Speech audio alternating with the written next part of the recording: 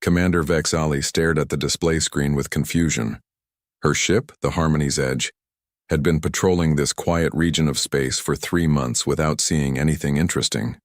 The border between the Galactic Consortium and the unknown regions was usually peaceful. Most days they only saw empty space and distant stars. But today was different. The sensors showed something massive moving through space about 2 light hours away. The computer said it was a ship, but the readings made no sense. "What am I looking at?" Vexali asked her science officer, Temra. Temra's 4 eyes blinked rapidly as he studied his instruments. "Commander, it appears to be a vessel of unknown origin. The size is remarkable, nearly 3 kilometers in length." 3 kilometers? Vexali's tail twitched with surprise. Even the largest consortium ships were barely half that size. "What kind of technology are they using?" "That's the strange part, Commander. Their engines appear to be simple fusion drives, very basic, and their hull seems to be made mostly of metal composites, nothing we haven't seen from pre-warp civilizations." Vexali walked closer to the display. The ship looked crude compared to consortium vessels. Where their ships were smooth and elegant, this one was blocky and covered with what looked like weapons. "Lots of weapons. Run a full sensor sweep," she ordered. "I want to know everything about that ship." As the sensors worked, more strange readings came back. The ship was definitely using primitive technology, but something about it felt wrong. The energy signatures were unlike anything in their databases. "Commander," called her communications officer. "Should we attempt first contact?" Vexali thought carefully. First contact with new species was always delicate. The consortium had strict rules about approaching primitive civilizations. But this ship was already in space, traveling between stars. They clearly had some advanced technology. "Yes, but be careful. Use the standard first contact protocols. Let them know we come in peace." The communications officer sent out the standard message in multiple frequencies. It was a simple mathematical sequence followed by basic symbols showing friendship and peaceful intentions. They waited. Minutes passed with no response. Then, suddenly, the unknown ship changed course. It turned toward them and began to accelerate. "Commander, they're heading straight for us," reported the pilot. "Are they responding to our message?" "No signals detected, Commander. But their weapon systems are..." "Commander, I've never seen anything like this. They have hundreds of weapon ports and some kind of launching system for projectiles." Vexali felt a chill run through her body. Most space battles used energy weapons and defensive shields. Projectile weapons were primitive and useless against modern defenses. "Distance to target? Closing fast. They'll be in weapons range in 30 minutes. Try the message again. Use maximum power." The communications officer sent the peaceful message again. This time, they got a response. Captain Sarah Chen sat in the command chair of the UES Retribution, studying the alien vessel on her screens. After 40 years of fighting the AI rebellion on Earth and in the colonies, she had learned not to trust unknown contacts. "What do we know about them?" she asked her tactical officer. "Unknown design, Captain. They're using some kind of energy field around their ship. Could be shields or a weapon system. They keep sending the same signal over and over." Chen had seen this before. During the AI war, the machines often tried to communicate before attacking. They would send peaceful signals while preparing to strike. "Could be a trap." "How many ships?" "Just one that we can detect, Captain. But their technology is advanced. That energy field around their ship is unlike anything we've seen." Chen made her decision. The Retribution had left Earth 6 months ago to scout new systems for human colonies. They had been looking for empty worlds, not alien civilizations. But if these aliens were hostile, Earth needed to know. "Battle stations. Prepare for defensive maneuvers." "Captain, they're still sending what looks like a peaceful message." "So, did the AIs, right up until they started shooting." Chen had lost too many friends to trust unknown signals. The Retribution was built for war. Every system on the ship was designed to fight and survive. If these aliens wanted a fight, they would get one. Back on the Harmony's Edge, Vexali watched, with growing concern as the human ship's formation changed. "Commander, they're taking what appears to be an attack formation. Multiple weapon systems are powering up. But we sent the peace signal. Why aren't they responding properly? Unknown, Commander. Perhaps they don't understand our language. Vex Ali had to make a choice. The alien ship was clearly hostile, or at least acting hostile. Consortium law was clear about defending themselves from attack. Raise shields, prepare defensive weapons, but do not fire unless they fire first. The two ships continued to close on each other. The Harmony's Edge activated its particle shields and powered up its plasma cannons. These were standard Consortium weapons that could disable most ships without destroying them. The human ship, meanwhile, was preparing its own weapons. But these weapons were different from anything the Consortium had ever seen. "Commander, they're launching something," the tactical officer reported. On the display, small objects shot out from the human ship. They moved incredibly fast, faster than most missiles. "Defensive fire," Vex Ali ordered. The Harmony's Edge fired, its plasma cannons trying to destroy the incoming projectiles. But the objects were too small and too fast. Most of the plasma bursts missed. Then the projectiles reached the Consortium ship. Vex Ali expected them to explode against the shields, or maybe cause minor damage to the outer hull. Instead, something impossible happened. The projectiles went straight through the shields as if they weren't there. They hit the ship's armor with tremendous force, punching holes clean through several decks. Shields are down. No, wait, shields are still active, but they didn't stop those weapons. How is that possible? Vex Ali stared at the damage reports. Their particle shield should stop any physical projectile. But these simple chunks of metal had gone through them like they were nothing. "Commander, they're firing again." More projectiles raced toward them. This time, Vex Ali was ready. "Evasive maneuvers. Return fire with everything we have." The Harmony's Edge twisted and turned, trying to avoid the incoming weapons. Its plasma cannons fired at the human ship, brilliant beams of energy crossing the space between them. The human ship also had shields, but they were different. Instead of energy barriers, they seemed to use layers of thick armor. The plasma beams hit the armor and burned into it, but didn't penetrate very far. More human projectiles hit the Consortium ship. These were larger than the first ones, and they did much more damage. One punched through the main reactor chamber, forcing an emergency shutdown. "We need to retreat," Temra called out as alarms rang throughout the ship. Vex Ali knew he was right. Their weapons barely scratched the human ship, while the human weapons tore through their defenses like paper. "Set course for the nearest Consortium base, maximum speed." As they turned to run, the human ship fired one more time. A massive projectile, larger than any of the others, streaked past them. It missed on purpose, Vex Ali realized. A warning. Shot. The message was clear. They could have destroyed the Harmony's Edge, but chose not to. As they fled through hyperspace, Vex Ali stared at the sensor records of the battle. Everything she knew about space combat had just been proven wrong. These humans use weapons that physics said shouldn't work against shields. But they did work, and they worked perfectly. "Get me a channel to Consortium Command," she ordered. "Priority Alpha." When the communication link opened, she took a deep breath. "This is Commander Vex Ali of the Harmony's Edge. We have made contact with an unknown species.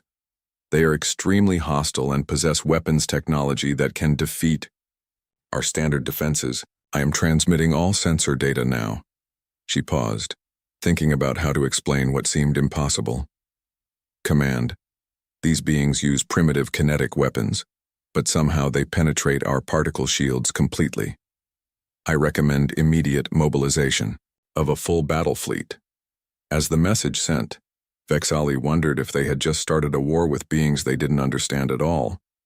Admiral Kethmore read the report from Commander Vex Ali for the third time. Each reading made him more confused and more angry. Kinetic weapons that penetrate particle shields? He looked at his science advisor, a tall Vexnari with silver skin. "Explain to me how this is possible." Dr. Zilnat consulted his datapad. "According to our physics, it should not be possible, Admiral. Particle shields create a barrier that stops all physical matter. Energy weapons can sometimes break through with enough power, but simple metal projectiles should be completely stopped. Yet Commander Vexali's ship was badly damaged by exactly these weapons. The sensor data is clear. These humans somehow fire projectiles that ignore our defensive systems. Kethmore stood up and walked to the large display showing Consortium, space, 12 star systems, hundreds of colonies, and billions of people, all protected by the same shield technology that had failed against one primitive human ship. How many ships are we sending? 12 vessels, Admiral. The finest ships in the fleet. Each one carries enough firepower to destroy a planet. And you think that will be enough against these humans? Dr. Zilnat's confidence never wavered. Admiral, we are facing a single ship from a species that has not even achieved faster-than-light communication. They may have one effective weapon, but they lack our advanced technology in every other area. Kethmore was not so sure, but he had his orders from the High Council. Find these humans and eliminate the threat they represented. What do we know about their ship's course? They fled toward the outer rim after the encounter. Long-range sensors tracked them through 3-star systems before losing contact. Fled or led us away from something? The question hung in the air. Dr. Zilnat had no answer. Meanwhile, Captain Sarah Chen was not running away. She was following a plan that had been prepared years before the Retribution ever left Earth. Status report, she called as her ship dropped, out of faster-than-light travel. We are now in the Kepler 442 system, Captain. All systems operating normally. Any sign of pursuit? Long-range sensors show multiple contacts following our trail. At least 12 ships, probably more. Chen smiled. Everything was going according to plan. Signal the fleet. Tell them we have company coming. In the asteroid belt of the Kepler 442 system, 17 human warships received the message. They had been waiting here for 2 weeks, hidden among the rocks and ice. Their engines were cold, their weapons powered down, making them nearly invisible to most sensors. The UES Indomitable was the largest ship in the fleet. At 5 kilometers long, it was a mobile fortress designed to support extended military operations, far from Earth. Captain Marcus Webb commanded not just the ship, but the entire human battle group. Retribution is in position, his communications officer reported. Enemy fleet estimated 12 hours behind them. Understood. Signal all ships. Begin final preparations. Across the fleet, thousands of crew members prepared for battle. These were not fresh recruits or peacetime soldiers. Every person on every ship was a veteran of the AI war. They had fought against machines that were smarter, faster, and more advanced than any alien could be. The AI war had taught humanity hard lessons. About combat in space, energy weapons could be predicted and countered. Shields could be overwhelmed or bypassed. But simple physics was impossible to argue with. A chunk of metal moving at a significant fraction of light speed would destroy anything it hit. Human ships were built around this philosophy. Their hulls were thick and layered, designed to absorb tremendous impacts. Their weapons were kinetic cannons that fired projectiles accelerated by magnetic fields, and their tactics assumed they would always be outnumbered. Admiral Kethmore's fleet dropped out of hyperspace at the edge of the Kepler 442 system. His sensors immediately found the human ship orbiting the 4th planet. Just sitting there, his tactical officer reported. No attempt to flee. Scan the system. I want to know everything. The sensors swept through space, mapping planets and asteroids. Everything looked normal for an uninhabited star system. Admiral, the human ship is moving. They're heading toward the asteroid belt. Pursue them. We'll end this quickly. The 12 consortium ships accelerated toward their target. They were confident in their superior numbers and technology. Each ship was twice the size of the human vessel and carried weapons that could shatter moons. As they closed in, Admiral Kethmore felt satisfaction. Soon this threat to consortium security would be eliminated. But Captain Chen was not afraid. She guided the Retribution deeper into the asteroid field, following a path she had memorized weeks ago. Now, she whispered. Throughout the asteroid belt, human ships came to life. Cold engines ignited with invisible flames. Weapon systems powered up, and 17 warships revealed themselves to the shocked consortium fleet. Admiral, we have multiple new contacts. The sensor officer screamed. 17 ships, all of human design. Admiral Kethmore stared at his display in shock. The asteroid seemed to be giving birth to warships. Where had they been hiding? How did we not detect them? Their ships appeared to be coated with materials that absorb sensor beams, Admiral, and they were running completely silent. The largest, human ship was massive, bigger than anything in the consortium fleet. It moved with surprising speed for its size, positioning itself between the consortium ships and their escape route. "We're outnumbered," Dr. Zilnat said quietly. "Impossible, these humans are primitives. How could they have such a large fleet?" But the evidence was right in front of them. 18 human ships now surrounded the 12 consortium vessels, and more contacts were appearing on sensors as smaller ships launched from the big ones. "Admiral, incoming message from the largest human ship. Put it through." A human face appeared on the screen. The man looked older than Captain Chen, with gray hair and cold eyes that had seen too much war. "I am Captain Webb of the UES Indomitable. You have pursued one of our ships into our territory. Withdraw now or face the consequences." Admiral Kethmore drew himself up to his full height. "I am Admiral Kethmore of the Galactic Consortium. You will surrender immediately and submit to questioning about your weapons technology." Captain Webb's expression did not change. "You fired on our ship without provocation. You pursued us across 3 star systems, and now you demand our surrender. The answer is no. You are outnumbered and outgunned. Our ships carry weapons that can destroy planets. So do ours. The difference is we actually use them." The communication ended. Admiral Kethmore turned to his weapons officer. "Target the largest ship. All vessels open fire." 12 consortium ships fired at once. Brilliant beams of plasma energy crossed space toward the human fleet. The weapons were powerful enough to vaporize mountains, but the human ships did not try to avoid them. Instead, they turned to face the incoming fire directly, presenting their thickest armor to the attack.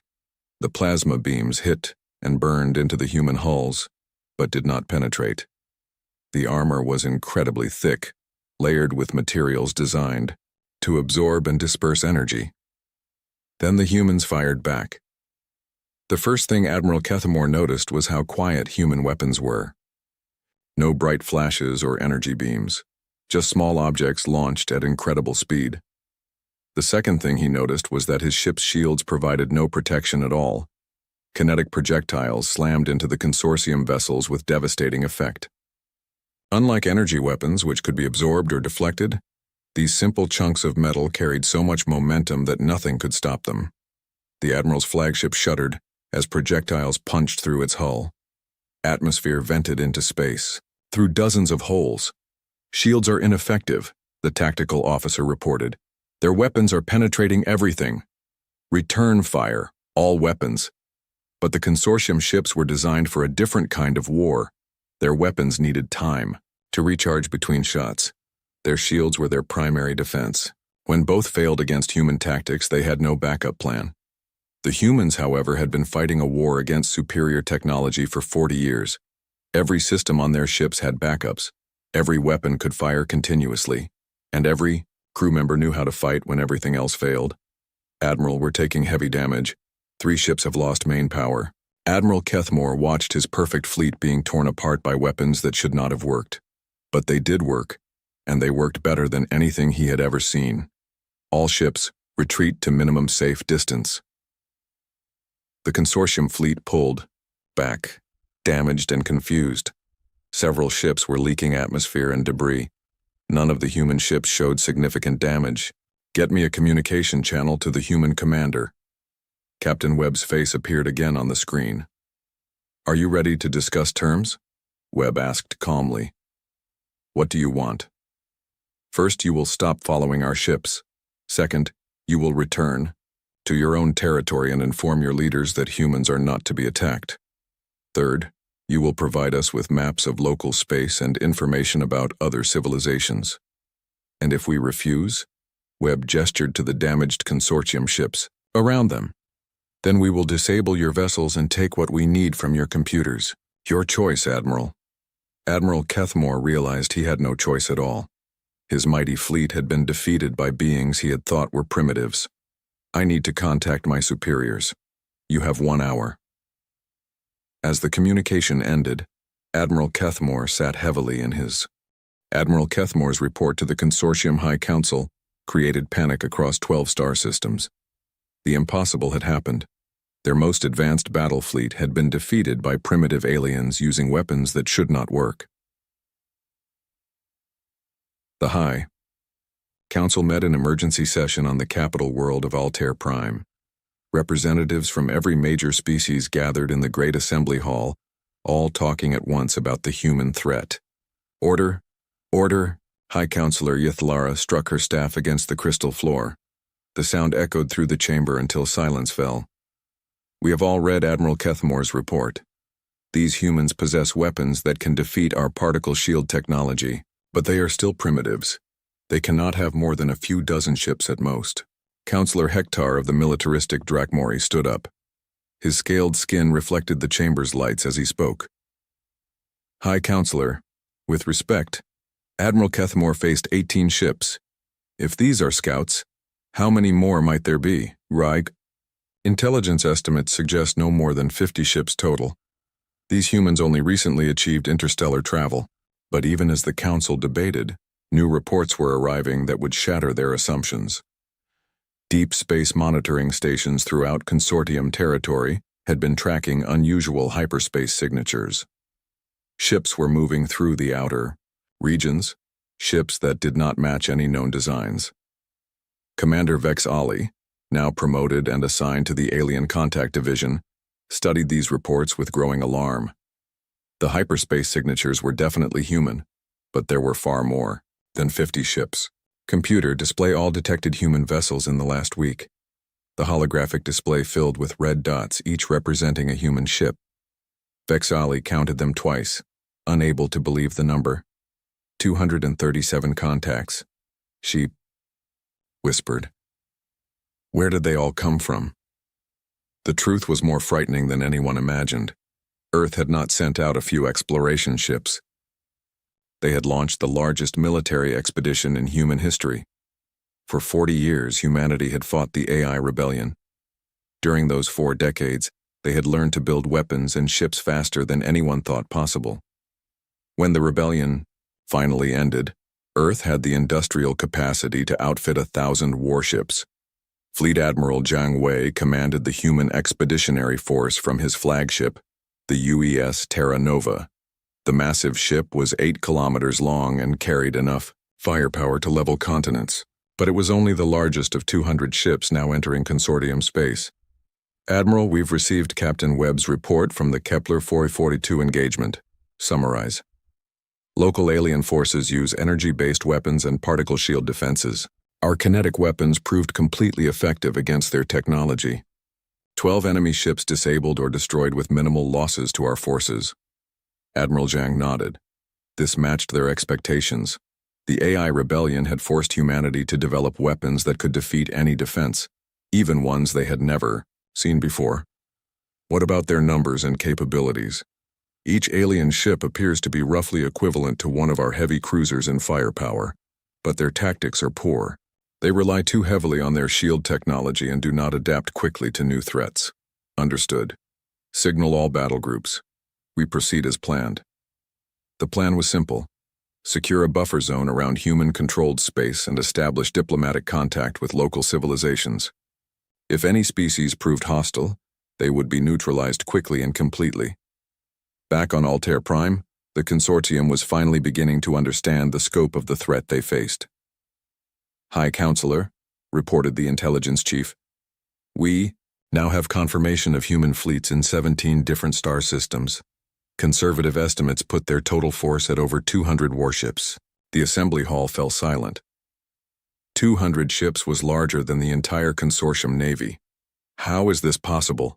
Counselor Hektar demanded. Our surveys showed their home system has only one inhabited planet. That appears to be incorrect, sir. Intelligence suggests they have multiple worlds and a massive industrial base. These humans have been preparing for interstellar war for decades. High Counselor Ythlara felt a chill run through her body. The consortium had achieved peace through cooperation and advanced technology. They had not fought a real war in over a century. But these humans seemed to know nothing but war. What do we know about their military capabilities? The intelligence chief activated a holographic display showing human ship designs. The vessels looked crude and blocky compared to elegant consortium ships, but the weapons loadout was terrifying. Every human ship appears to be heavily armed. They carry multiple types of kinetic weapons, from small rapid-fire cannons to massive bombardment systems. They also use nuclear weapons and some kind of electromagnetic pulse devices. Nuclear weapons? Several counselors gasped. Nuclear technology was considered barbarically primitive by consortium standards. Yes, counselors. But their nuclear weapons are far more advanced than we expected. Some appear to be capable of destroying our largest ships with a single hit. The display showed more details about human technology. Their ships had thick armor instead of energy shields. Their weapons were simple but incredibly effective. And their tactics seemed designed for fighting outnumbered against superior technology. They fight like they expect to be outnumbered, Counselor Hector observed. Every ship is designed to operate independently. Every weapon system has multiple backups. This suggests a military culture that has survived against overwhelming odds. What are you saying? I'm saying these humans are not primitives who got lucky. They are a warrior species that has perfected the art of war. And we may have just given them a reason to use that knowledge against us. While the consortium debated, human forces were implementing their plan with military precision. The first phase involved securing key systems along the consortium border. Human ships moved into uninhabited systems and established bases almost overnight. They brought everything needed for long-term operations: supply ships, construction equipment, and defensive platforms. The second phase involved gathering intelligence. Small human ships designed to be invisible to most sensors infiltrated consortium space. They observed alien colonies, mapped military installations, and identified key targets. The third phase was psychological warfare. Every major consortium world suddenly found human ships at the edge of their sensor range. The ships did nothing, threatening, but their presence was impossible to ignore. They just sat there watching. Commander Vexali was on the bridge of a consortium patrol ship when they detected their first human observer. Contact bearing 047, distance 2 light minutes, her sensor officer reported. Identification? Human design, unknown class. It's just sitting there. Vexali studied the sensor reading. The human ship was clearly visible on their screens, making no attempt to hide. It was smaller than the warships they had encountered before, but something about it felt menacing. Are they scanning us? Unknown, Commander. Their sensor technology is different from ours. We cannot detect their scanning beams. Hail them. No response, Commander.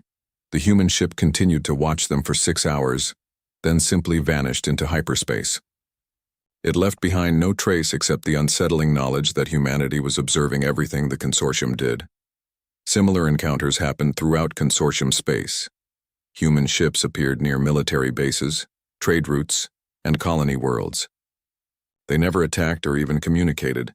They just watched and then disappeared. The psychological effect was devastating. Consortium citizens began to panic. Trade routes became dangerous as merchant ships refused to travel without military escort. Colony worlds demanded protection from the mysterious human observers. But the most frightening discovery came from the consortium's best scientists. Dr. Zilnat had been studying the sensor records from every human encounter. He worked day and night trying to understand how human technology worked. What he found changed everything. High Counselor, he reported to an emergency session of the Council. I have completed my analysis of human weapons technology. Tell us how to defend against it. That's the problem, High Counselor. There may be no defense. The assembly hall erupted in worried voices. Dr. Zilnat waited for quiet before continuing. Human kinetic weapons work by accelerating projectiles to extremely high speeds using magnetic fields. The projectiles are simple metal, usually depleted uranium or tungsten. but they carry so much kinetic energy that no known material can stop them. What about our particle shields? Particle shields work by deflecting charged particles and energy beams. But these projectiles are electrically neutral and moving too fast for the shields to affect them. It's like trying to stop a mountain with a soap bubble. Then how do we fight them? Dr. Zilnat looked around the chamber with frightened eyes. I don't think we can. Our entire military philosophy is based on energy weapons and defensive shields. The humans have developed weapons specifically designed to defeat those defenses. They've had 40 years to perfect this technology while fighting an enemy that was more advanced than we are. Are you saying we cannot win a war against these humans? High Counselor, I'm saying we've already lost it, we just don't know it yet. As if to prove his point, new reports arrived that moment. Long range. The emergency council meeting on Altair Prime had been going for 12 hours without a break. Representatives from every species in the consortium argued about how to respond to the human threat. We must negotiate, insisted Councillor Yeldan, of the peaceful Altarians. These humans have shown they can defeat our ships, but they haven't attacked our colonies. Perhaps they want something we can give them. They want us to surrender without fighting, growled Councillor Hektar. That's what predators do. They show strength to make prey submit.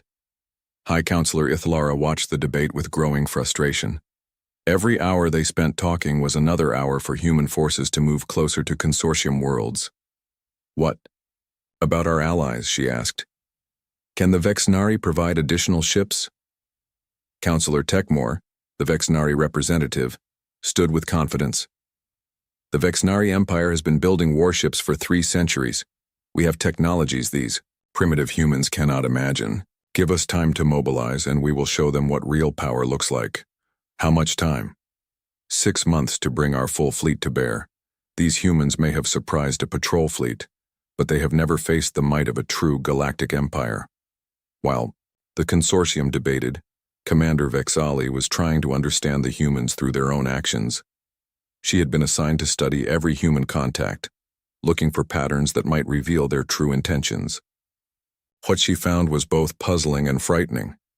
The humans seemed to know exactly where every consortium military base was located. They knew which worlds had large populations and which were just mining colonies. They knew the locations of shipyards, communication hubs, and supply depots. How do they know so much about us? She wondered aloud. Her assistant, a young Altarian named Silvera, looked up from her data screens. Commander, what if they've been watching us for longer than we thought? What do you mean? These humans claim to be explorers from a distant system, but their knowledge of our territory is too complete for recent scouts. What if they've been observing us for years? The possibility chilled Vex Ali. If humans had been secretly studying the consortium for years, they would know every weakness, every vulnerability. Pull up all records of unexplained sensor contacts in the last 5 years. As the computer searched, dozens of files appeared on screen. Strange readings that had been dismissed as sensor ghosts or natural phenomena. But when viewed together, they formed a pattern of systematic observation. They've been spying on us, Vexali whispered. For years. She immediately sent her findings to the High Council, but the message arrived too late to change anything. The Vexnari had already made their move. Admiral Zakron commanded the Vexnari 3rd Battle Fleet, the most powerful military force in their empire. His flagship, the Eternal Glory, was a kilometer-long fortress bristling with the most advanced weapons Vexnari science could create. These humans think they can intimidate us with their crude projectile weapons, he told his officers. They are about to learn the difference between primitive kinetics and true military power. The Vexnari fleet consisted of 30 ships, each one a masterpiece of technology. They had been designed to fight other advanced civilizations, not primitive species with metal bullets. Admiral, long-range sensors detect human ships near the Kepler 442 system. How many? 18 vessels, sir. The same force that defeated the consortium patrol fleet. Admiral Zakron smiled with confidence. Then we will destroy them and end this threat before it spreads. Set course for Kepler 442, maximum speed. But as the Vexnari fleet traveled toward what they thought would be an easy victory, They were walking into the most carefully prepared trap in human military history. Fleet Admiral Zhang Wei had been expecting this response. The psychological profile of the Vexnari, compiled from years of secret observation, indicated they would respond to the human threat with overwhelming force.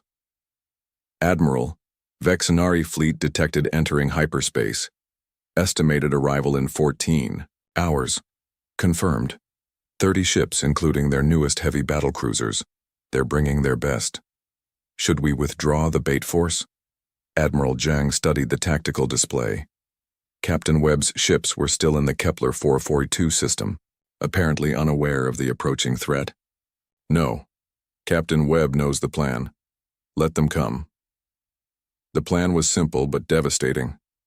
The humans would let the Vexnari attack what appeared to be a small, isolated human fleet. But hidden throughout the system were over 100 human warships, waiting for the perfect moment to strike. When the Vexnari fleet dropped out of hyperspace in the Kepler 442 system, they saw exactly what they expected.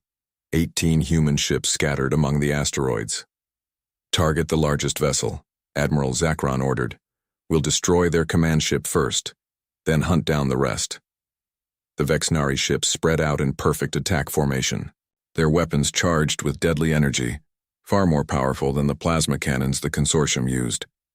Captain Webb watched them approach on his screens. These ships were more dangerous than the consortium vessels, but the tactics would be the same. All ships, prepare for Pattern 7, he transmitted. Pattern 7 was a defensive formation designed to absorb an enemy's first attack while maximizing return fire. The human ships moved into position, presenting their thickest armor to the enemy. Human vessels, this is Admiral Zakron of the Vexnari Empire. You will surrender immediately, or be destroyed. Captain Webb's response was brief. No. The Vexnari opened fire with everything they had, beams of pure energy, more powerful than anything the humans had faced before, lanced across space toward the human fleet. The energy weapons struck human armor with tremendous force. Several ships were badly damaged, their outer hulls burned and cracked. But they did not break. Human ships had been designed to survive hits from AI weapons that made Vexnari guns look like toys. The armor held and the ships continued to fight. Then the humans fired back. Admiral Zakron watched in disbelief as his shields, the most advanced in the galaxy, provided no protection at all against human kinetic weapons. Impossible. Our shields can stop anything. Sir, their projectiles are moving at 40% of light speed. The impact energy is beyond our shield capacity. The first Vexnari ship to be hit simply exploded. The kinetic energy released by the human projectiles was equivalent to a nuclear weapon. All ships, evasive maneuvers, maximum firepower. But the Vexnari had made the same mistake as the consortium. They expected to fight an energy weapon duel, not deal with simple physics traveling at relativistic speeds. More human projectiles found their marks. Vexnari ships, marvels of engineering, were torn apart by chunks of metal moving too fast to avoid. Then the trap sprang. Admiral, new contacts.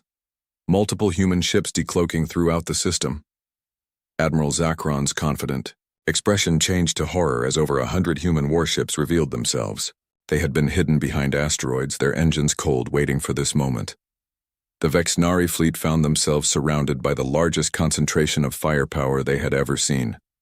This is Fleet Admiral Zhang Wei of the United Earth Forces, came a transmission from the largest human ship. Your fleet has attacked human vessels without provocation. Surrender now or be destroyed. We will never surrender to primitives, Admiral Zakron screamed. Then you will die. The battle that followed was not really a battle at all. It was a demonstration. Over 100 human ships focused their fire on 30 Vexnari vessels. The aliens fought bravely, but their weapons could barely scratch human armor while human weapons destroyed them with single hits. In 20 minutes, the most powerful fleet in Vexnari history was reduced to wreckage and escape pods. Admiral Zakron found himself a prisoner aboard the human flagship standing before Fleet Admiral Zhang Wei. Your empire sent you to destroy us, Zhang said calmly. Instead, you've given us a perfect example of what happens to those who threaten humanity.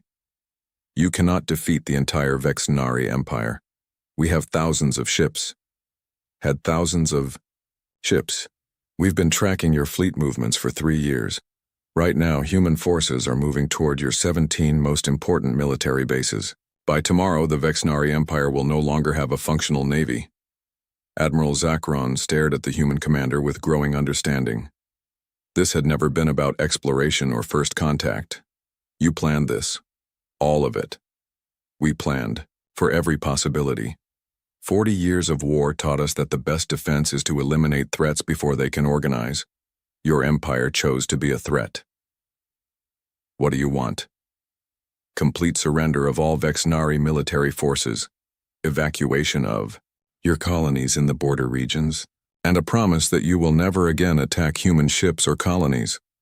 And if we refuse, Zhang gestured to the display showing the destroyed Vexnari fleet. Then we will do to every Vexnari world what we just did to your fleet. The choice is yours. As Admiral Zakron was taken away to a holding cell, he realized the terrible truth. The humans had not just defeated one fleet. They had planned the complete destruction of the Vexnari Empire from the very beginning. And across the galaxy, other species were beginning to understand that they faced an enemy unlike anything they had ever imagined. The humans did not just fight to win battles. They fought to end wars permanently. News of the Vexnari defeat spread through consortium space like wildfire. Fleet Admiral Zhang Wei stood on the bridge of the UES Terra Nova as it approached Altair Prime, capital of the Galactic Consortium. Around his flagship, 50 human warships moved in perfect formation, their weapons ready but not yet targeting the planet below. Admiral, we're receiving multiple surrender requests from consortium ships in the system, his communications officer reported. Accept them all. Direct surrendering vessels to hold position at minimum safe distance. Zhang studied the display showing Altair Prime and its orbital defenses. The planet had dozens of defense satellites and 3 large space stations, but none of them were activating their weapons. Sir, incoming priority transmission from the planet's surface. Put it through. High Counselor Withlara appeared on the main screen. The elegant alien leader looked tired and defeated, her usual confidence completely gone. Fleet Admiral Zhang Wei, I am High Counselor Yithlara of the Galactic Consortium. I wish to discuss terms for ending this conflict. High Counselor, you may discuss terms for your surrender. This conflict will end when all threats to human security have been eliminated. What exactly do you want from us? Zhang had prepared for this moment. The answer he gave would determine the future of every species in this region of space. Complete disarmament of all consortium military forces. Withdrawal from the border regions near human space. Technology sharing agreements that will allow us to monitor your weapons development. And most importantly, a guarantee that no consortium world will ever again attack human ships or colonies. And if we agree to these terms, then you will be allowed to continue governing your internal affairs without interference. Human forces will withdraw from consortium space once compliance is verified. High Counselor Yethalara looked surprised. She had expected the humans to demand total control, not just security guarantees. You don't want to rule us? We want to be left alone to develop our colonies in peace. If you can guarantee our security, we have no interest in your internal politics. This was the crucial difference between humans and the other species they had encountered. The humans were not conquerors, seeking glory or resources. They were survivors who wanted to ensure they would never again face extinction. I need time to consult with the other council members. You have 6 hours. After that, we will assume you have chosen to resist, and we will act accordingly. The transmission ended, leaving High Counselor Yethalara alone with the most important decision in consortium history. While she prepared to address the emergency council session, other events were unfolding throughout human-controlled space that would shape the galaxy's future. Commander Vex Ali had requested a meeting with Captain Webb aboard the UES Indomitable. As one of the few consortium officers who had actually fought against human forces, her opinions carried significant weight with both sides. Captain Webb, I need to understand something, she said, as they walked through the human ship's corridors. Your weapons technology could have destroyed our ships completely. Why did you show restraint? Captain Webb considered his answer carefully.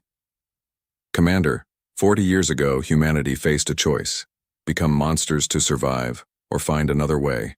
We chose to survive without losing what makes us human. But you destroyed the Vexnari fleet completely. The Vexnari chose to fight to the death rather than surrender. We gave them the same choice we're giving the consortium now. They entered a large room filled with busy human crew members working at computer stations. Vexali was surprised to see that many of them were quite young. Your crew seems very experienced for such young people.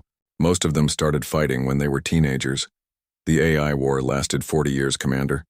We had children operating weapons systems because we didn't have enough adults left. The casual way he said it made the statement even more chilling. Vexali began to understand why humans fought so differently from other species. Your entire civilization has been at war for 2 generations. 3 generations, actually, and we won that war by learning to think like our enemies while staying true to ourselves. What does that mean? Captain Webb led her to an observation deck overlooking the ship's main hangar. Hundreds of small fighter craft were being prepared for launch. It means we studied every possible threat and prepared for all of them. We assumed we would always be outnumbered, outgunned, and facing enemies with better technology. So we developed tactics and weapons that would work under those conditions. But the war is over. Why continue preparing for conflict? Because the universe is a dangerous place, Commander. The AI rebellion taught us that survival depends on being ready for threats you haven't imagined yet. As they spoke, news arrived that would test that philosophy. Deep space sensors had detected something approaching from the galactic rim. Ships using technology completely unlike anything human or consortium forces had ever seen. On Altair Prime, the emergency council session had been in progress for 5 hours. Representatives from every species debated humanity's terms, while human warships waited in orbit above them. These humans are offering us survival, argued Councillor Yeldan. Yes, we must give up our military independence, but we keep our worlds and our freedom to govern ourselves. And what happens when they decide we're a threat again? Demanded Councillor Hector. We'll have no way to defend ourselves. We have no way to defend ourselves now, replied Dr. Zilnat quietly. At least this way we survive. High Councillor Withlara listened to the debate while considering information that none of the other councillors had seen yet.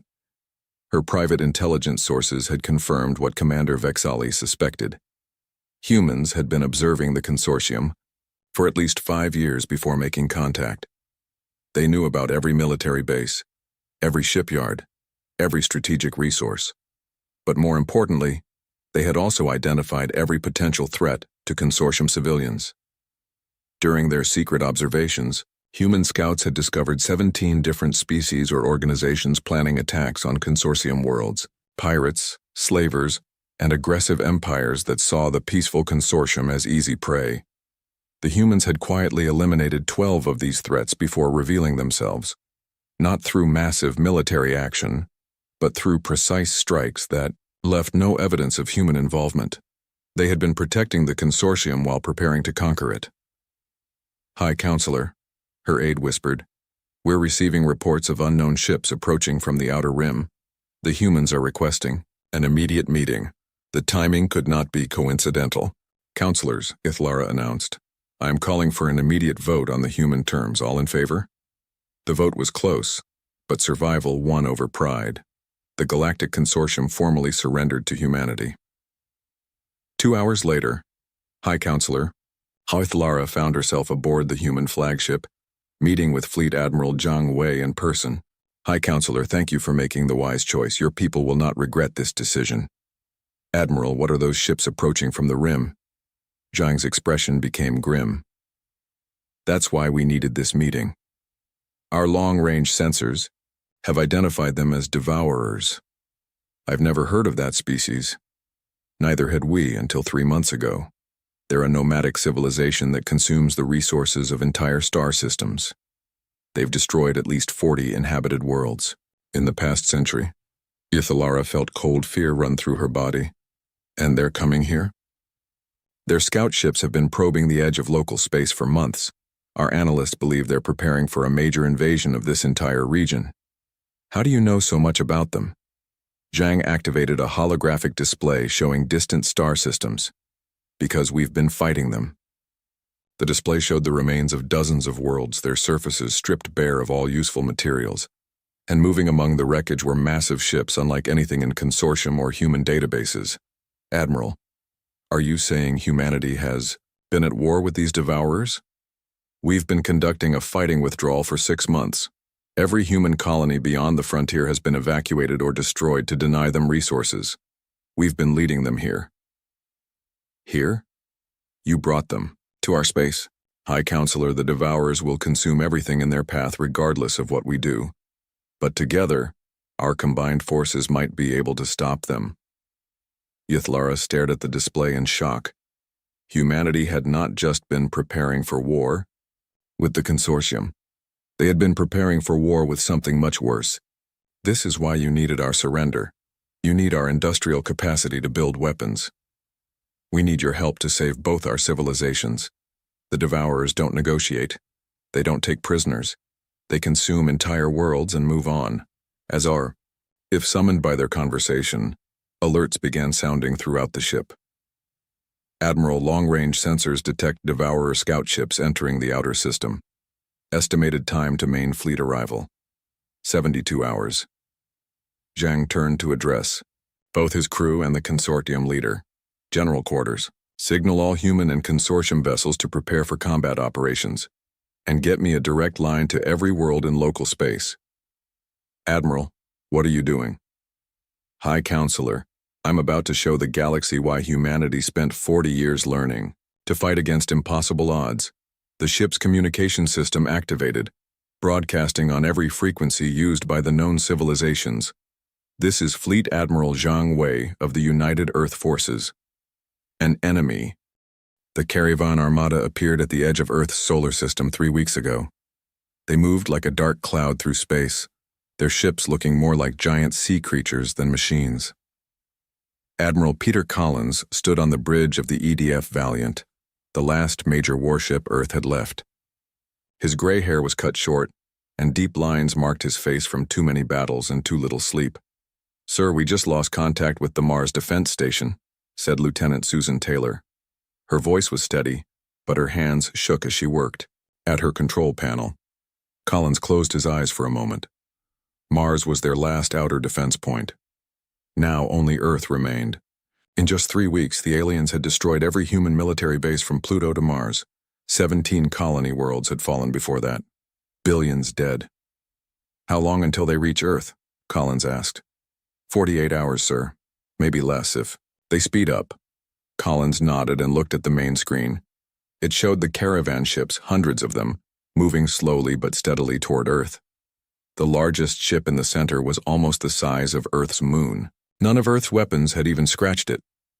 "Get me Director Gardner at Camp Olympus," Collins ordered. A minute later, William Gardner's face appeared on the screen. He had dark skin and eyes that never seemed to blink enough. As the head of Earth Special Weapons Division, he knew what this call meant. "It's time, isn't it?" Gardner asked. "Yes, nothing else has worked. We need to deploy Strike Force Zero." Gardner's face grew even more serious. "You understand what you're asking? These men and women, on what we did to them?" "I know," Collins said. "But it's either that or watch Earth burn." Gardner nodded. "I'll prep them for deployment. God help us all." The screen went dark. Collins turned to look out the viewport at Earth below. Beautiful, blue, and maybe in its final hours. He had served the Earth Defense Force for 35 years, and it had come to this, putting all their hope in 50 soldiers who were more weapon than human. Deep beneath the Himalayan mountains, Camp Olympus hummed with activity. The underground base had been built to survive anything, even the complete destruction of Earth's surface. In its lowest level, behind security doors that would stop an army, was Section 7. Director Gardner pressed his hand against the scanner, then let the system scan his eye. The heavy doors slid open with a hiss. Inside, medical staff moved quickly between beds where 50 people lay connected to machines. Major Alan Ross sat up as Gardner entered. His eyes glowed an unnatural blue, a side effect of the Neptune protocol. His muscular body was covered with small scars where they had put things inside him. "Is it time, sir?" Ross asked. His voice was perfectly calm, another effect of the changes they had made to him. Yes? The caravans will reach Earth in less than 2 days. Nothing we've thrown at them has worked. Ross nodded and pulled out the tubes connected to his arms. We won't fail. You can't promise that, Major. With respect, sir, I can. The Neptune Protocol made sure of it. Gardner looked away. The Neptune Protocol had been Earth's darkest secret. 5 years ago, when the caravans first appeared and began destroying human colonies, Earth's leaders had approved the program. 50 soldiers had volunteered to become something more than human. Their bodies were changed with advanced science, their bones made stronger than steel, their muscles enhanced to provide 10 times normal strength. Their brains were connected to computers, and tiny machines called nanites flowed in their blood, healing wounds almost instantly. But the Neptune Protocol had a price. None of the soldiers would live more than a few days after being deployed. Their changed bodies would break down and nothing could stop it. Wake the others, Gardner said. You deploy in 12 hours. As Gardner left, Ross moved to the bed next, to his, where Captain Lisa Cruz lay with her eyes closed. He touched her shoulder and she woke instantly, her enhanced senses making her ready to fight in less than a second. We're up, Ross said simply. Cruz nodded. Her dark hair was cut short, and like Ross, her eyes glowed with an inner blue light. I'll wake the squad leaders. Within an hour, all 50 members of Strike Force Zero were awake and preparing. They moved with perfect precision in the training room, their bodies flowing like water as they practiced fighting moves no normal human could perform. They didn't speak much. They didn't need to. The computers in their brains let them share thoughts. Directly Private First Class John Miller checked his weapons. At 26, he was the youngest member of the team. Before the Neptune Protocol, he had been a farm boy from the Midwest who joined the military to see the stars. Now, he was something else. Something that didn't even have a proper name yet. Scared? Asked Sergeant Kate Murphy as she prepared her gear next to him. Miller smiled slightly. The emotional suppressors won't let me be scared. They dampen fear, they don't remove it, Murphy said. I can still feel it, like a whisper in the back of my mind. Then yes, I'm scared. But I'm ready. Murphy nodded. Her red hair was tied back tightly and her freckled face showed little emotion. We all are, but we'll do what we need to do. 12 hours later, Strike Force Zero gathered in the launch bay. Each soldier wore black armor that seemed to absorb light. Their helmets had no visors, they didn't need them. The Neptune Protocol had enhanced their eyes to see in darkness, through smoke even to detect heat. They each carried weapons designed specifically for them, plasma blades that could cut through almost anything, guns that fired rounds guided by their mental commands. Ross stood before them for one final briefing. The drop pods are ready.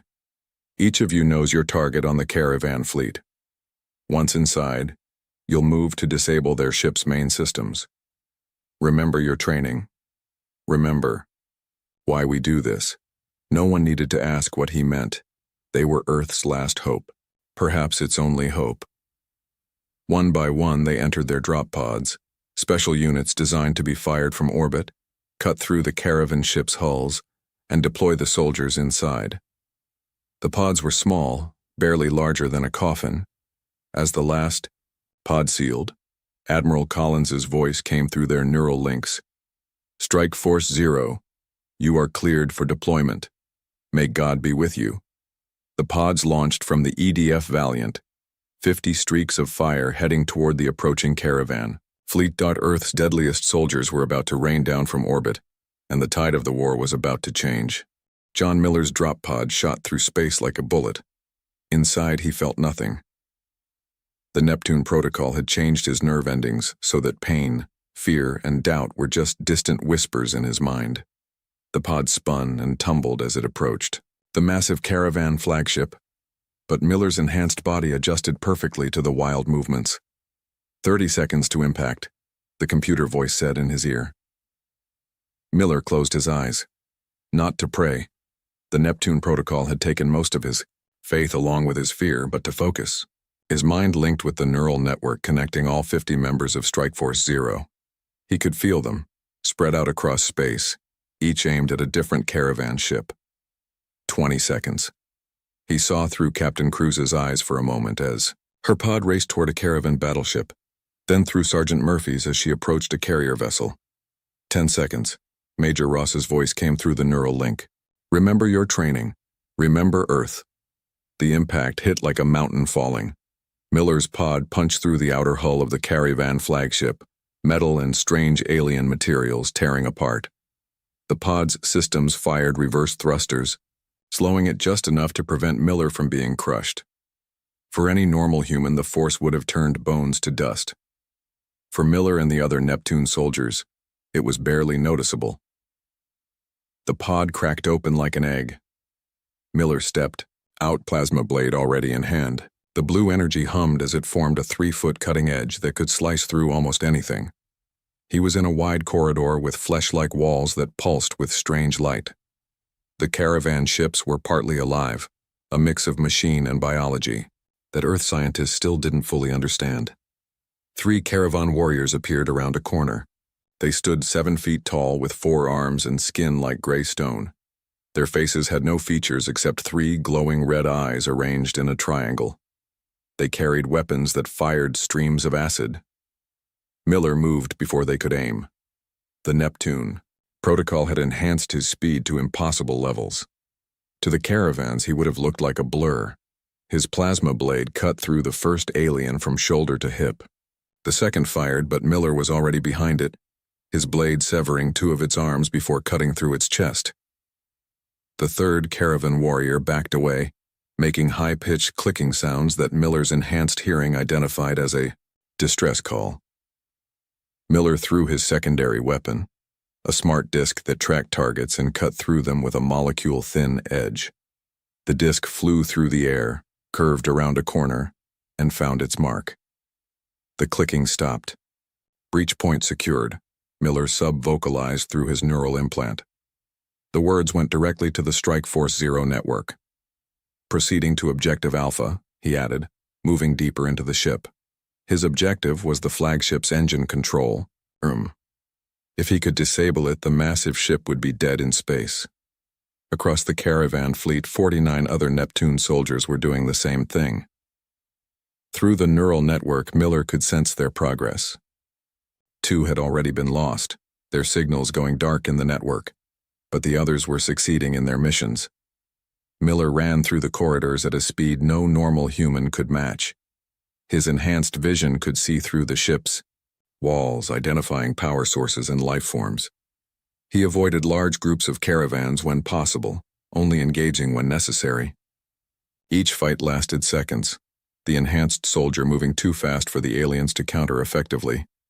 When he reached a sealed door that his sensors identified as the entrance to the engine section, he placed a small device against it.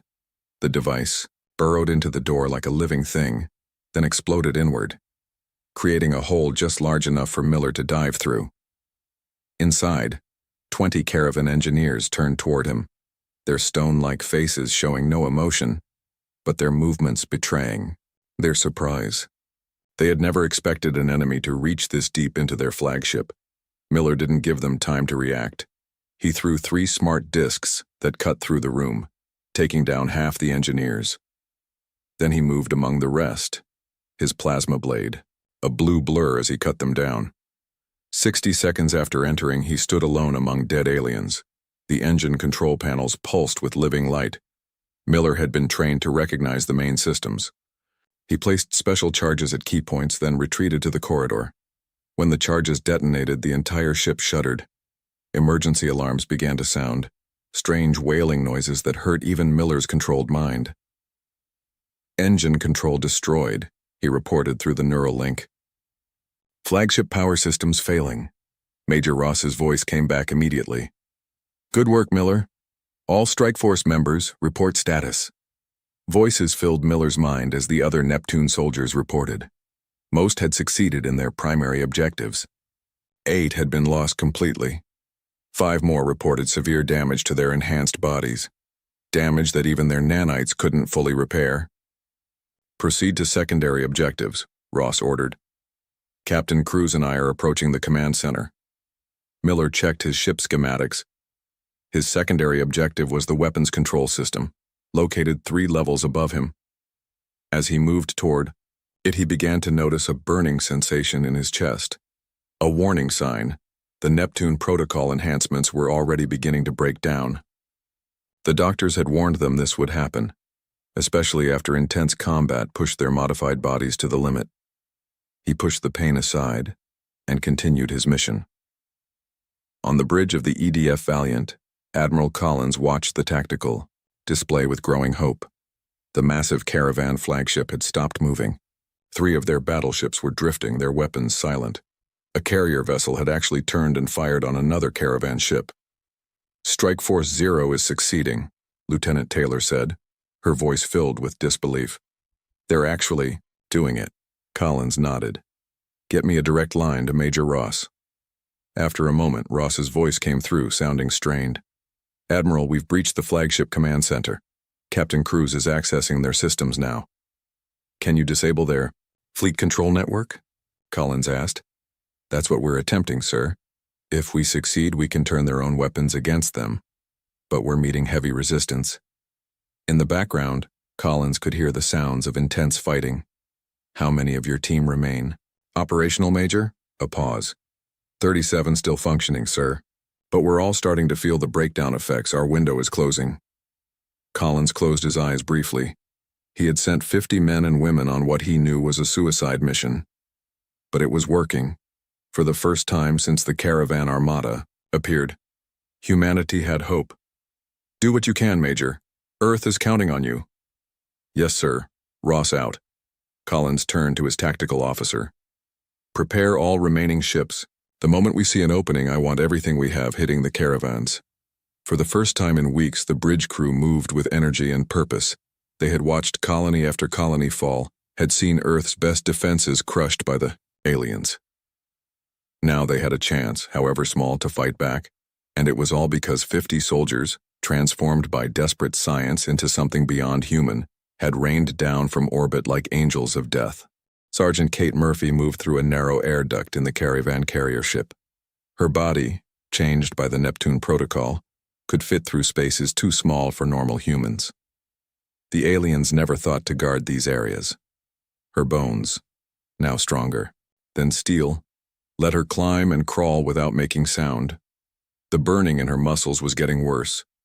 Murphy knew what it meant. The Neptune protocol was starting to break down in her body. The doctors had warned all 50 of them that this would happen. Their changed bodies could only last so long before falling apart. Focus on the mission, she whispered to herself. Her enhanced hearing picked up movement below. 20 Caravan warriors were gathering, preparing to move against the human soldiers who had invaded their ships.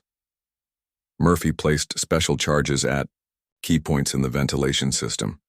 These weren't just bombs. They contained a gas that would affect the caravan's nervous systems. When she was far enough away, she pressed a button on her wrist control. The charges went off with soft pops.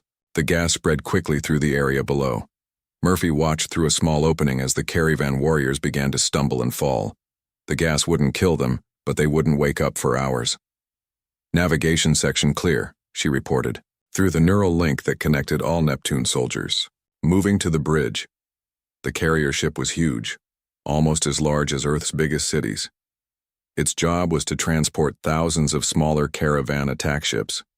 If Murphy could take control of it, the Earth Defense Force could use it against the rest of the alien fleet. As she moved through the ship, updates from other Neptune soldiers filled her mind. Major Ross and Captain Cruz were fighting their way toward the flagship's command center. John Miller had disabled the flagship's engines and was now attacking its weapon systems. Other soldiers reported similar success on different ships, but some voices had gone silent. 15 of her fellow Neptune soldiers had died already. Their signals in the neural network simply disappeared. Murphy pushed aside the sadness she felt. The emotional controls in her changed brain helped, but they couldn't remove all feeling. She reached another ventilation opening and looked down at the carrier's bridge. 10 high-ranking caravans worked at control stations. At the center stood their commander, taller than the others with 6 arms instead of 4. It wore armor made of living metal that moved and shifted like water. Murphy dropped from the ceiling, landing behind a control panel. Before the aliens could react, she threw 3 smart discs. The small metal weapons flew through the air, guided by her mental commands. Each disc cut through 2 caravans before returning to her hand. The commander roared, a sound that hurt Murphy's enhanced hearing. It raised all 6 arms, each holding a different weapon. Energy blasts, acid streams, and explosive darts all fired, at once. Murphy moved faster than human eyes could follow, dodging most attacks.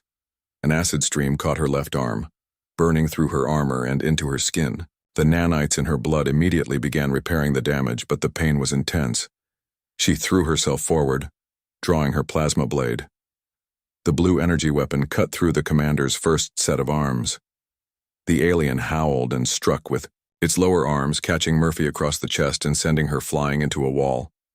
Normal bones would have shattered from the impact. Murphy felt cracks form in her enhanced skeleton, but she could still move. She rolled to her feet as the commander charged. This time she was ready. She ducked under its attack and drove her plasma blade up through its chest. The alien commander froze, then collapsed. "Carrier bridge secured," Murphy reported, limping to the main control panel. "Beginning system override." Her fingers moved across the alien controls. The Neptune protocol had given all of them knowledge of caravan technology. She could read their strange symbols and understand their control systems. "Carrier weapons coming online," she reported. "Targeting Caravan Battleship 3. On the EDF Valiant, Admiral Collins watched in amazement as the massive caravan carrier turned its weapons on another alien ship. The carrier fired, its energy beams cutting through the battleship's defenses. "Sir," Lieutenant Taylor said, excitement in her voice, "we're receiving reports from all sectors. Strike Force Zero has taken control of 17 caravan ships." Collins could hardly believe it. For weeks, the caravan fleet had seemed unstoppable.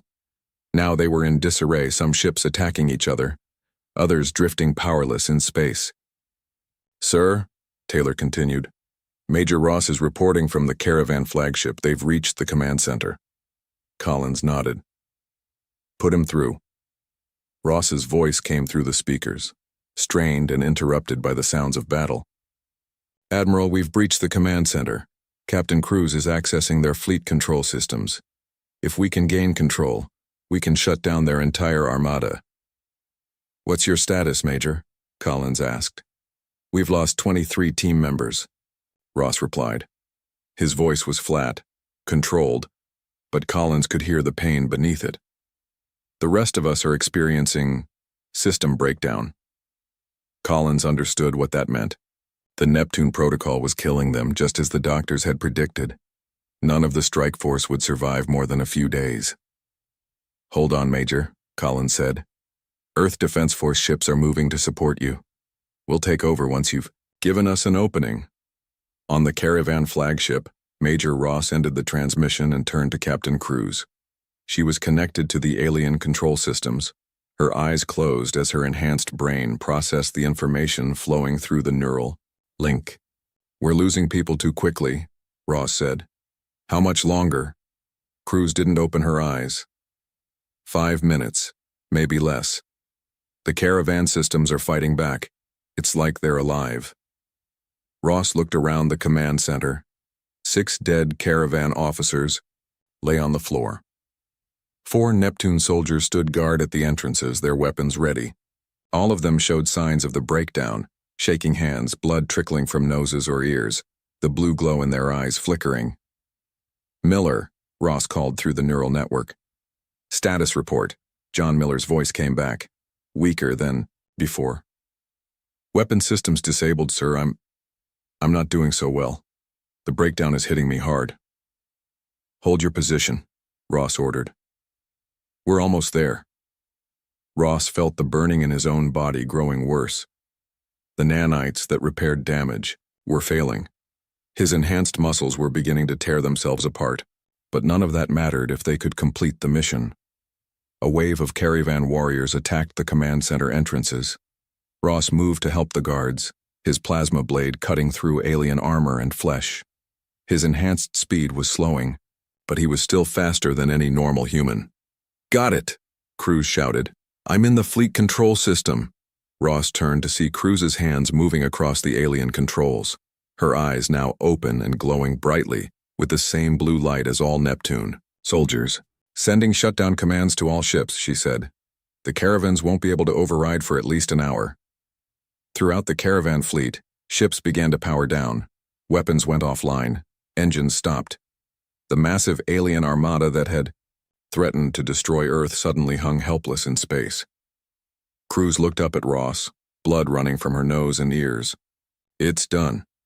Earth is safe." Ross nodded, feeling his own body starting to fail. He opened a channel to all remaining Neptune soldiers. "Strike Force 0, mission accomplished. Earth Defense Force ships are moving in. Hold your positions as long as you can." Through the neural network, he felt their acknowledgement. Of the 50 who had deployed, only 27 still lived. And all of them were dying, but they had succeeded. They had turned certain defeat into victory.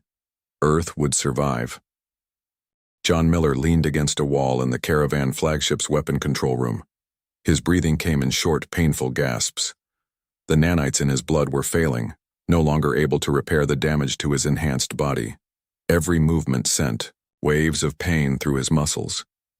But he kept his position, holding the room that he had fought so hard to take.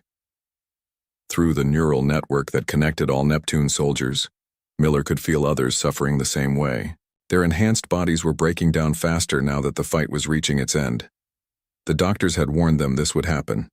The changes made by the Neptune protocol were too extreme for human bodies to handle for long. "Miller, Major," Ross's voice came through the neural link. "Earth Defense Force ships are docking with the flagship. Hold your position until they reach you." "Yes, sir," Miller replied, though speaking even through the mental link took effort now. He looked at his hands. They were shaking badly, and the skin had begun to turn gray. The nanites that kept his cells working properly were dying. Without them, his organs would fail one by one. A sound at the door made him raise his weapon. But it wasn't more caravan warriors. 3 human soldiers in Earth Defense Force armor entered the room, their guns ready. "Neptune soldier identified," one said into his radio. Then to Miller, "Private, we're here to secure this section. Admiral Collins has ordered all Strike Force 0 members to return to the EDF Valiant for medical attention." Miller nodded and tried to stand straight, but his legs buckled. 2 of the soldiers rushed forward to catch him. "Let's get you out of here," one said, her voice gentle behind her helmet visor. "You've done enough." As they helped him through the corridors of the alien ship, Miller saw more Earth Defense Force soldiers moving in to secure areas that the Neptune soldiers had taken. Regular human troops now able to fight because Strike Force 0 had opened the way. On the EDF Valiant, Admiral Collins watched as medical teams brought in the Neptune soldiers one by one. Each was placed in a special medical pod designed to slow the breakdown process, but the doctors had made it clear nothing could stop what was happening to them. The best they could do was ease the pain and give the soldiers a few more days of life. "Sir," Lieutenant Taylor said, "the caravan fleet remains disabled. Our troops have secured 19 of their vessels, including the flagship. The rest of the alien ships are retreating from Earth space." Collins nodded, but his mind was on the men and women who had made this victory possible. "How many Strike Force 0 members have we recovered?" 22 so far, sir. 5 more are confirmed lost in action. And their condition?" Taylor looked down at her tablet, her expression grim. "Critical, sir. Dr. Parker says they're all experiencing complete system failure. The Neptune protocol enhancements are breaking down rapidly." Collins sighed heavily. 50 soldiers had volunteered for a mission they knew would kill them.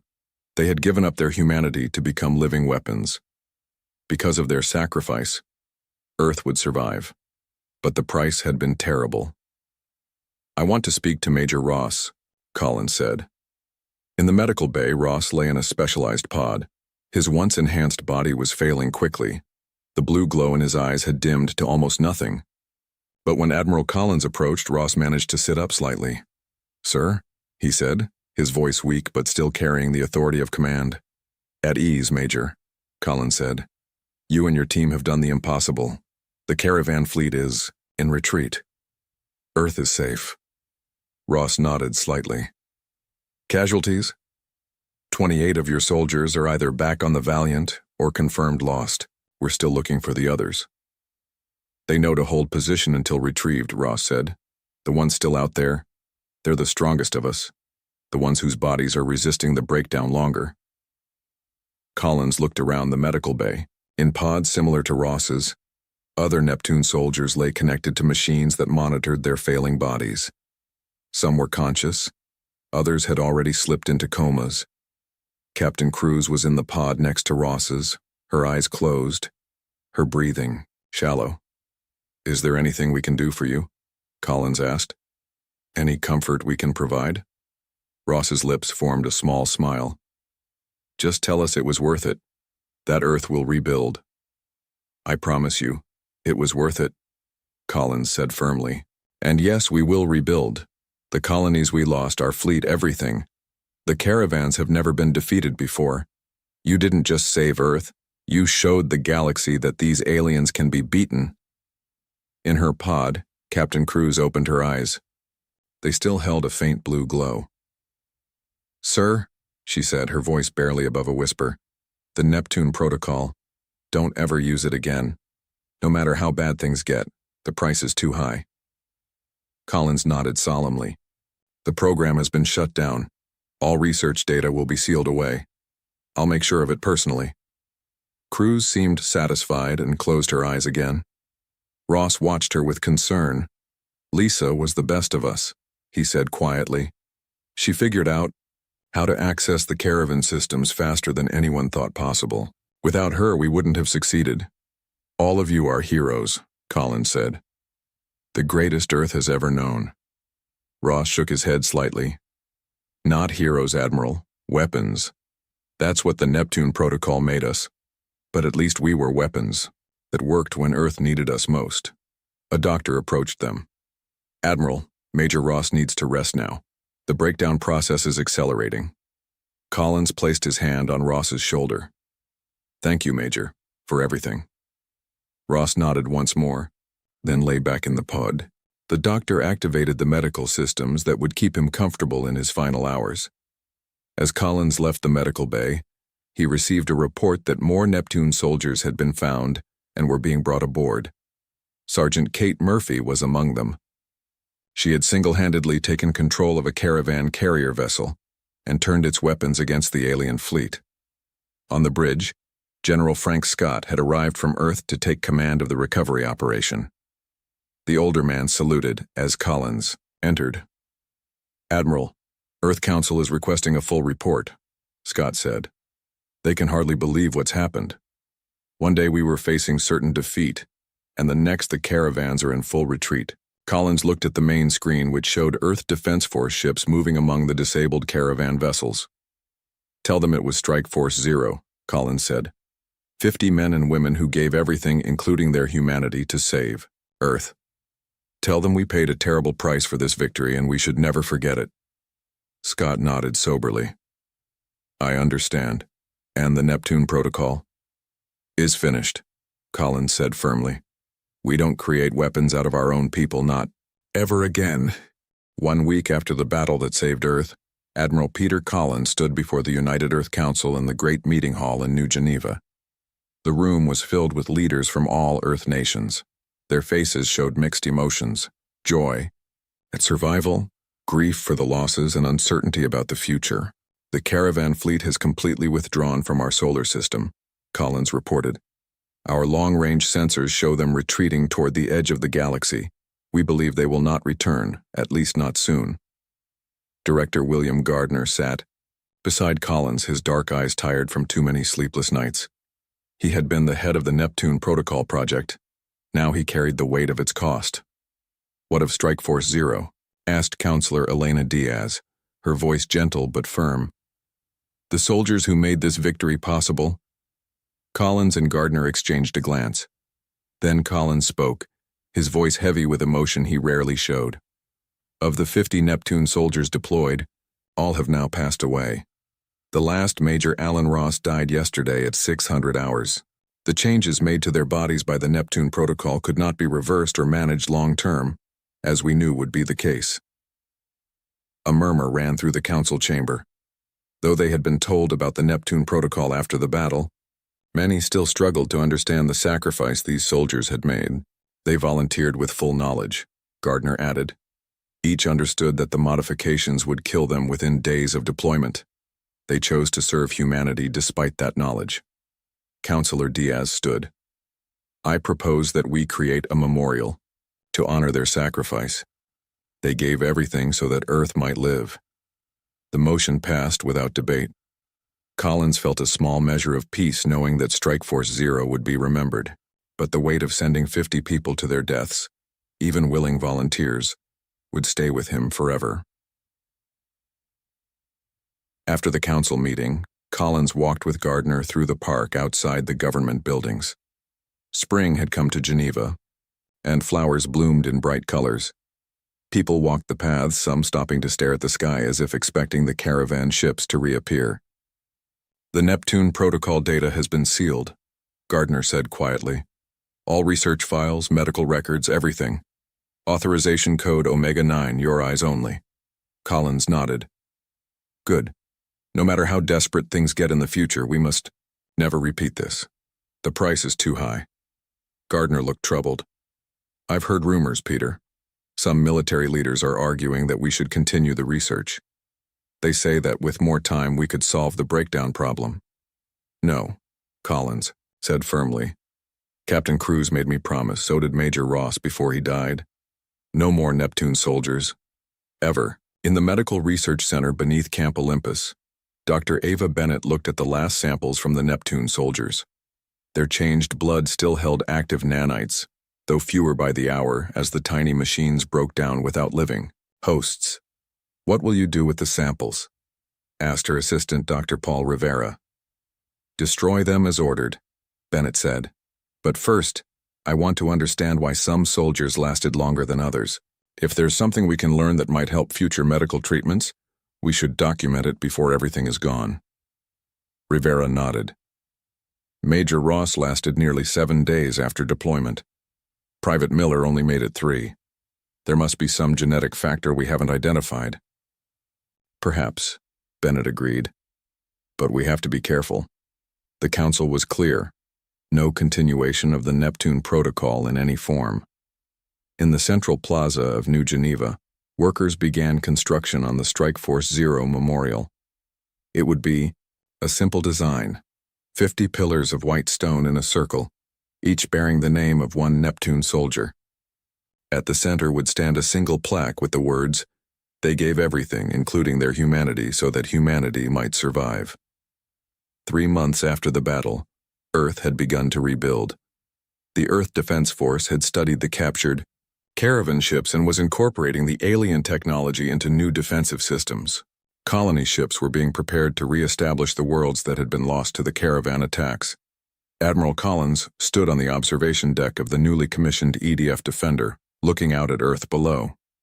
The blue planet seemed more precious to him now, knowing how close they had come to losing it. "Admiral," said Lieutenant Susan Taylor, now promoted to commander.